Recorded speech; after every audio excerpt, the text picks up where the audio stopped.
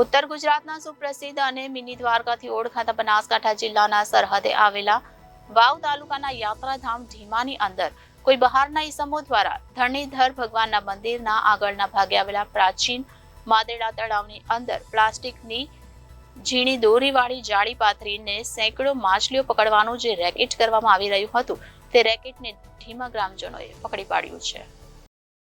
રાત્રિ દરમિયાન 3 લોકો માદેડા તળાવની પાસે આવ્યા હતા અને આખા તળાવની અંદર આ જાળી પાથરવામાં આવી રહી હતી. આ દરમિયાન રામાસરા અન્નક્ષેત્ર ટ્રસ્ટના મહંત જાનકીદાસ મહારાજના ધ્યાન ઉપર આવતા તેમના સાથીઓ દ્વારા આ લોકોને ભગાડવામાં આવ્યા હતા. જોકે આ બાબતે ઢીમા ગ્રામજનોને સવારમાં ખબર પડતા ગામ લોકોના ટોળે માદેડા તળાવ પાસે ઉમટી પડ્યા હતા અને જે માદેડા તળાવની અંદર પ્લાસ્ટિકની જાળી પાથરવામાં આવી હતી જેની અંદર સેંકડો માછલીઓ ફસાયેલી હતી, જેમાં કેટલીક માછલીઓના મોત થયા હતા તેમજ જે માછલીઓને જાળીની અંદર ફસાયેલી હતી તે માછલીઓને જાળી કાપીને મોતના મુખમાંથી ભારે જહેમત બાદ ગામના યુવાનો દ્વારા છૂટી કરવામાં આવી હતી.